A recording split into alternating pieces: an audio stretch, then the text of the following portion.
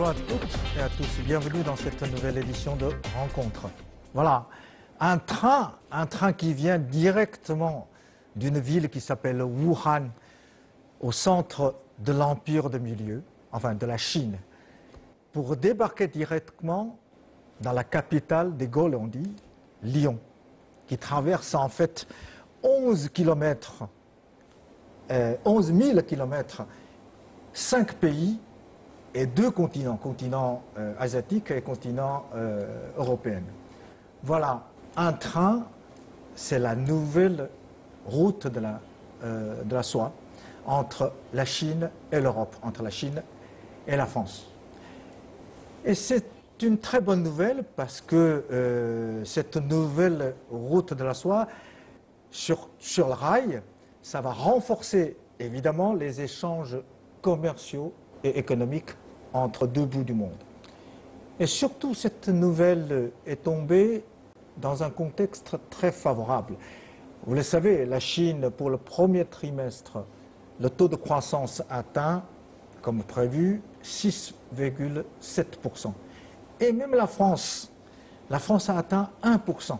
Et surtout, c'est que le taux de chômage en France commence à baisser. C'est la première fois depuis une dizaine d'années. Donc, cette nouvelle transport ferroviaire peut être plus concurrentiel, plus efficace que le transport aérien et maritime. Cette nouvelle moyen de transport va donner un élan pour les échanges entre nos deux pays. Et c'est ce que je vais demander à mes deux invités. Quels sont les enjeux et les bonnes conséquences de cette nouvelle route de la soie? Voilà. Avant de commencer notre discussion avec mes deux invités, Ting Yifan, économiste, et Pierre Barou, l'ancien diplomate et homme d'affaires aujourd'hui, nous allons regarder d'abord un petit reportage concernant ce train qui est venu de très loin.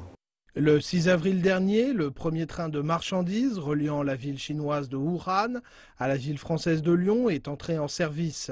Le train a mis 16 jours pour atteindre Lyon et achever un trajet long de 11 300 km. Il a traversé le Kazakhstan, la Russie, la Biélorussie, la Pologne et l'Allemagne.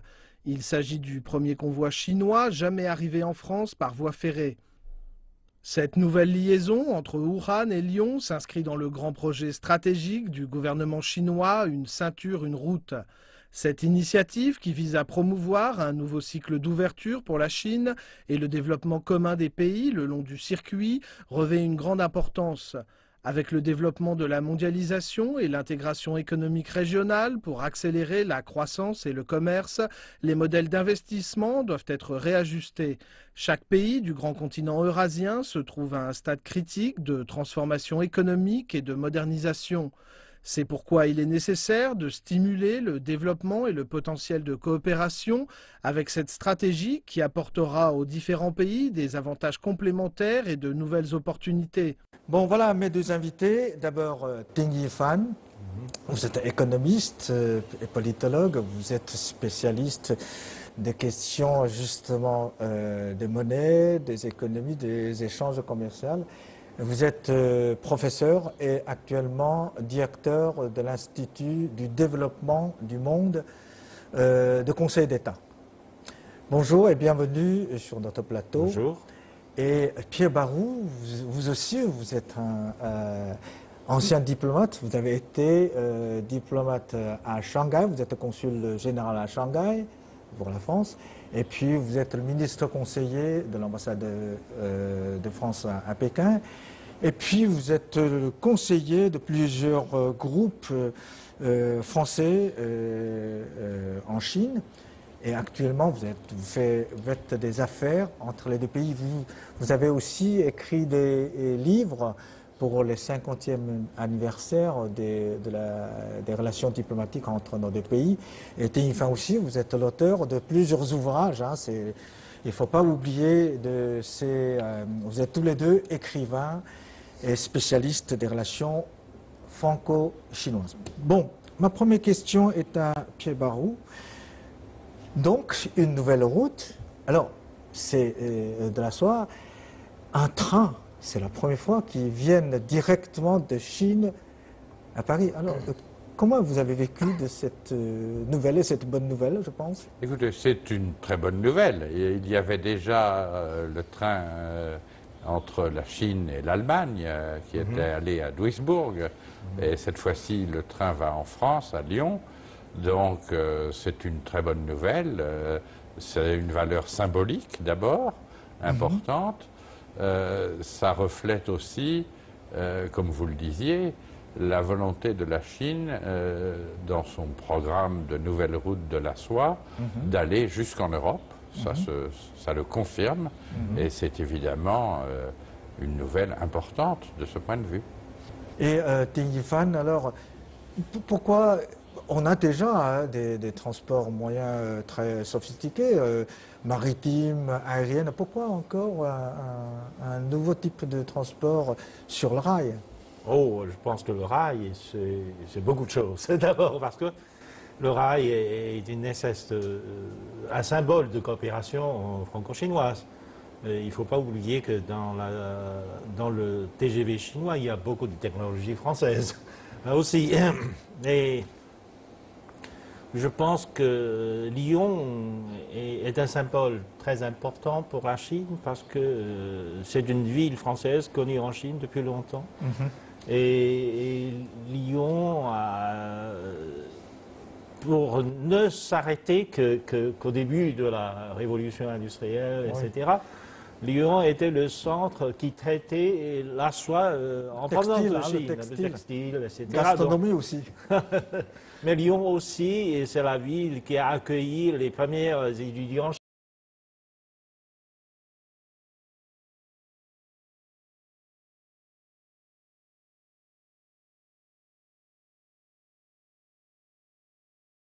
une ville plein de symboles.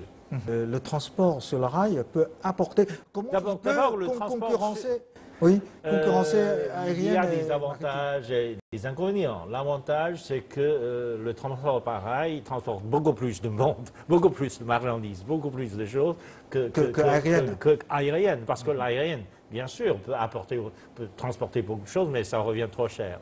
Alors que c'est moins cher. Par coût, le transport par rail est beaucoup moins cher, est beaucoup plus efficace, surtout pour des choses très lourdes. C'est visiblement incomparable, ni par le transport par autoroute, ni par les voies aériennes. Mais le transport par rail est, jusqu'à nos jours, le moyen de transport le plus efficace, le moins cher. Est-ce que ça va donner, Pierre Barou, un nouvel élan pour les échanges commerciaux entre nos deux pays? Je pense qu'en tout cas, la diversification des moyens de transport permet de répondre à des offres plus variées, à des demandes plus variées. Et donc, bien entendu, c'est une bonne nouvelle. Le transport par rail va être plus rapide que le transport maritime. Il est un tout petit peu plus cher que le transport maritime, mais on gagne du temps. Et comme le disait Ding Yifan, c'est beaucoup moins cher que le transport aérien. Donc tout dépend du type de marchandises. Il va y avoir, pour certains types de marchandises, les marchandises lourdes, comme le disait mon voisin, il va y avoir un moyen de transport plus adapté. Et donc qui combinera un temps relativement bref et un coût relativement bas. Et donc, oui, bien sûr, tout ça va dans le sens du renforcement des échanges.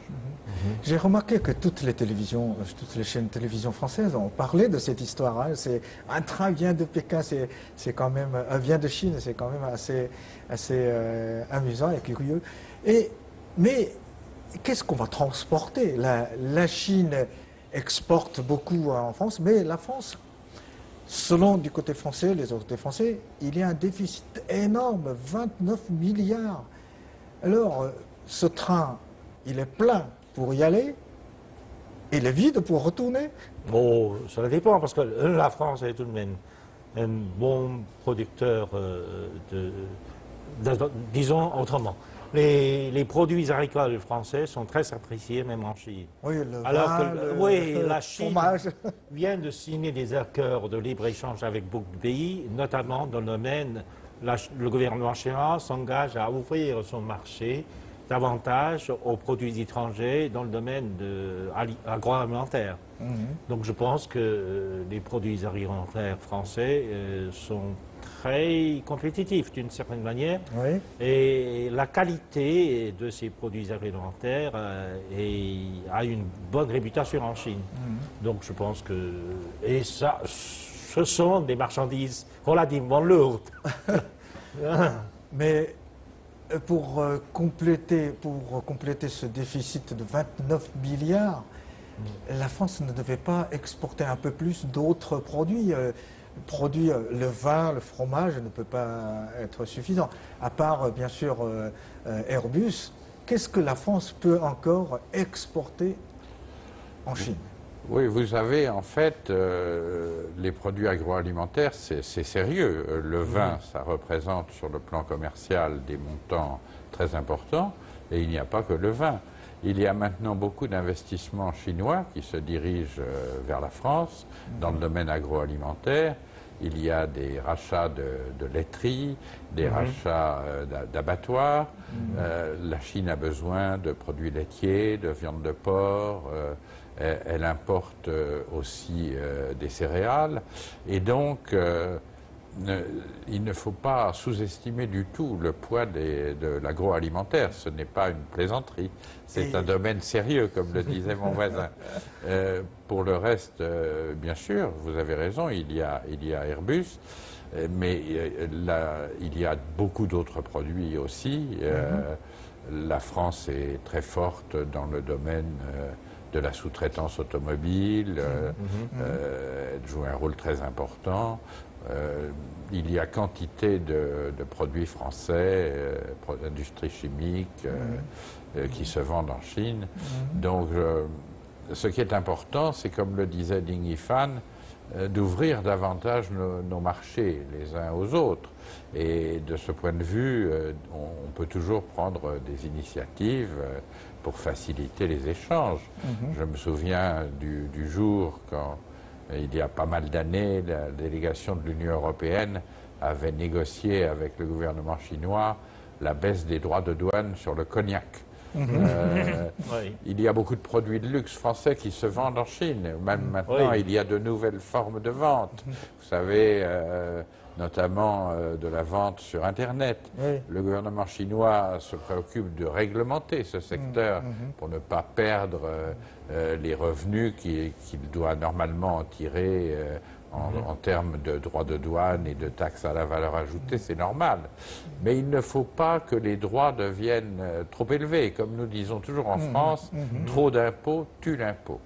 Donc, il faut s'adapter nos structures à cette évolution de la consommation, mais en la favorisant, car l'augmentation des échanges est dans notre intérêt mutuel.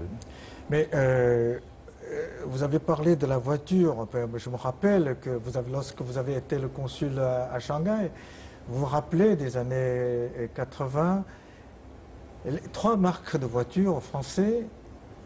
Renault s'intéressait pas à la Chine à l'époque, vous vous rappelez.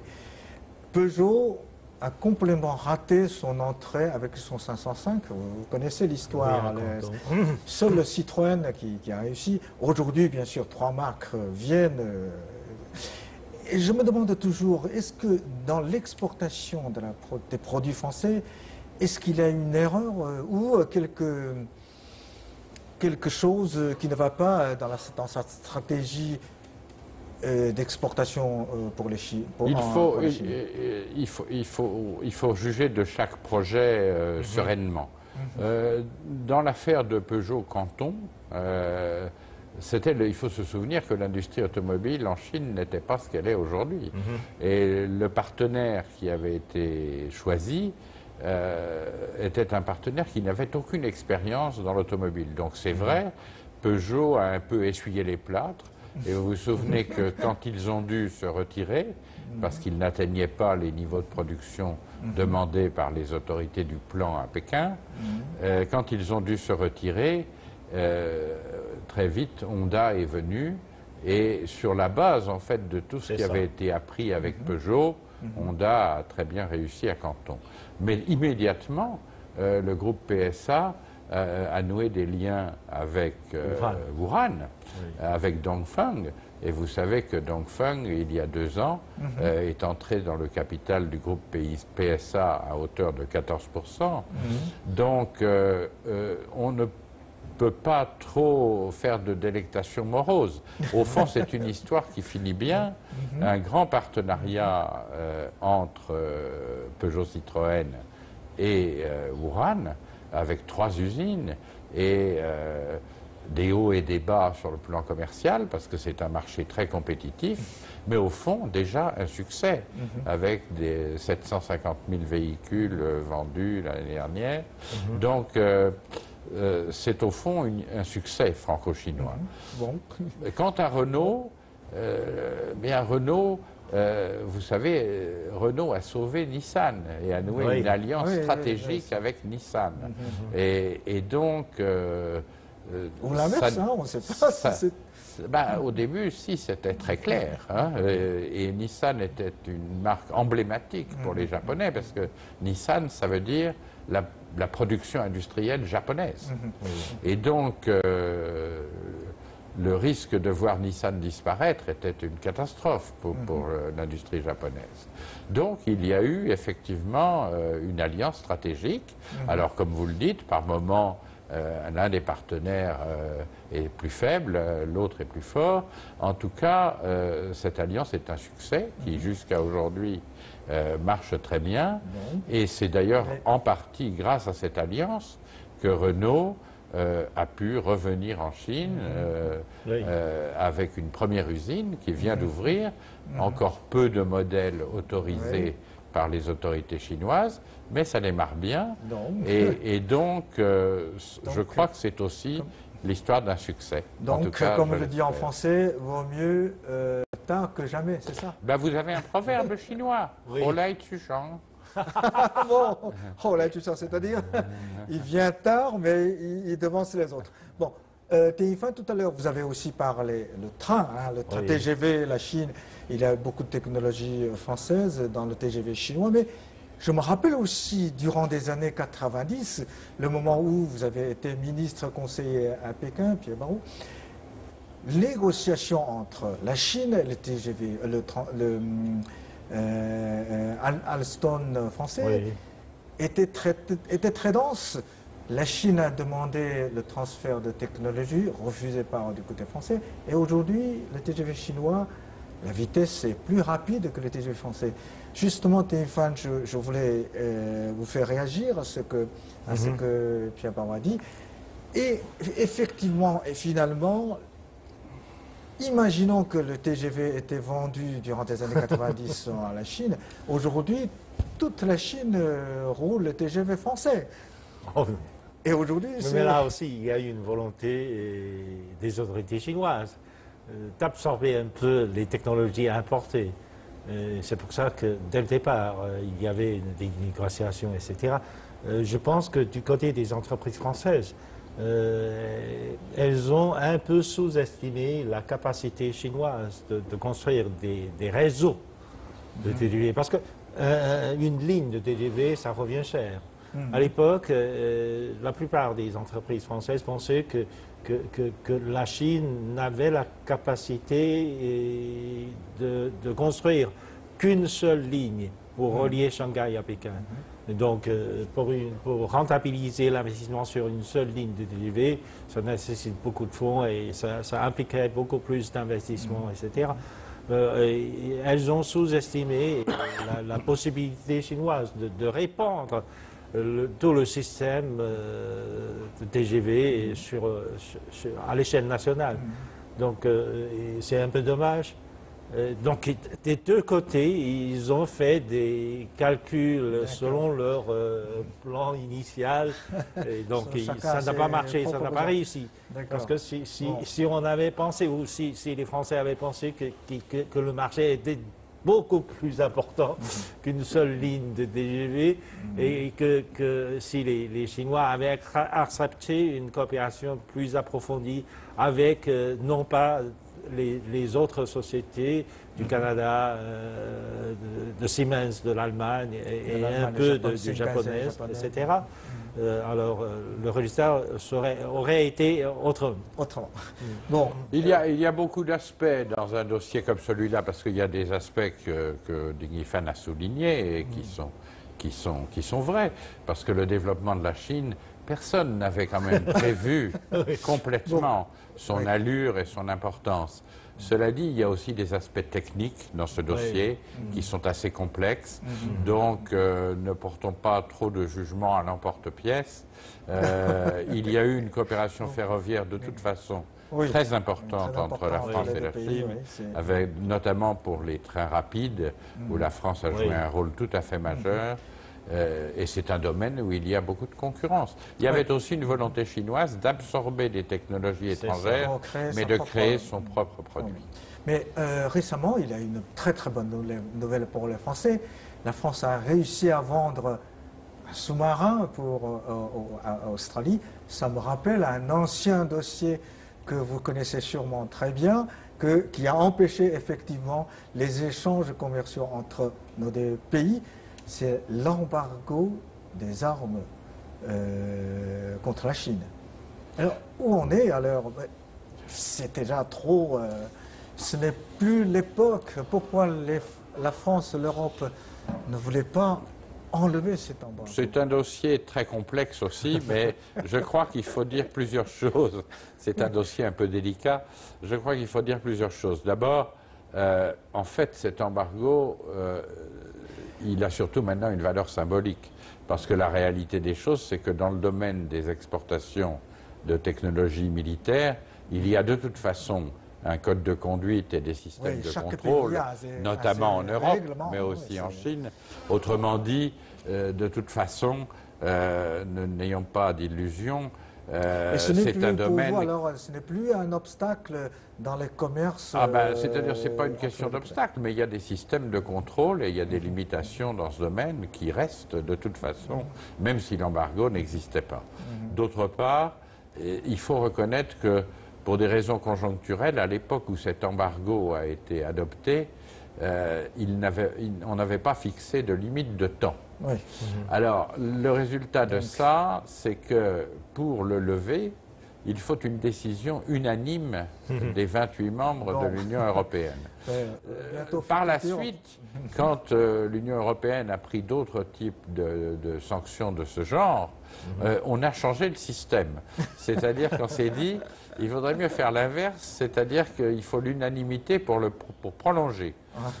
Mais malheureusement, ça n'était pas le cas à l'époque. En tout cas, je crois que ça appartient au passé et qu'aujourd'hui, ce qui compte, c'est de voir ce qui est possible en fonction du contexte politique mondial et des alliances que nous pouvons avoir. Et là, il y a des systèmes de contrôle qui, de toute façon, sont en place au niveau de l'Europe, au niveau national.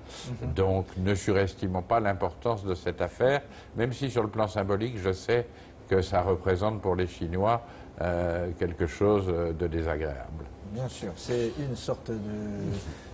discrimination. Voilà, exactement. Bon, et ce train, revenons à notre train qui vient directement de Chine en France. On a la nouvelle route de la soie en main, mais est-ce que les deux côtés de la France, de l'Europe, de la Chine et de l'autre côté chinois, est-ce qu'on a comment dirais-je, une nouvelle base qui nous permet de développer réellement des échanges commerciaux entre nos deux parties? Parce que j'ai l'impression, alors c'est une question à vous deux, en Chine, on s'intéresse de moins en moins de l'Europe. On tourne plutôt vers les États-Unis, l'Amérique latine, l'Asie sud-est, même l'Afrique.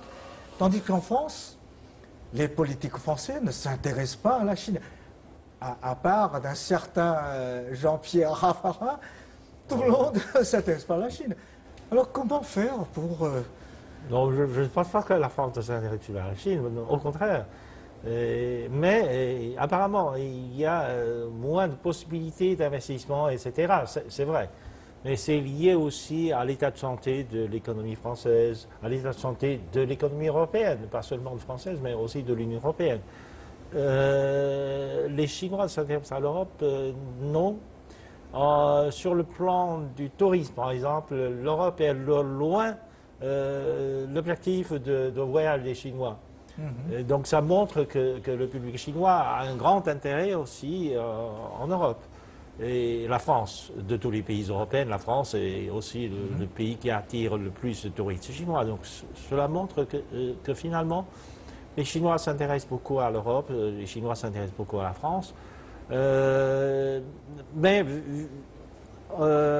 par rapport au commerce, eh bien, il faut prendre les choses avec une certaine distance. Effectivement, les commerces bilatéraux ne reflètent pas totalement l'état de santé des échanges économiques entre les deux pays.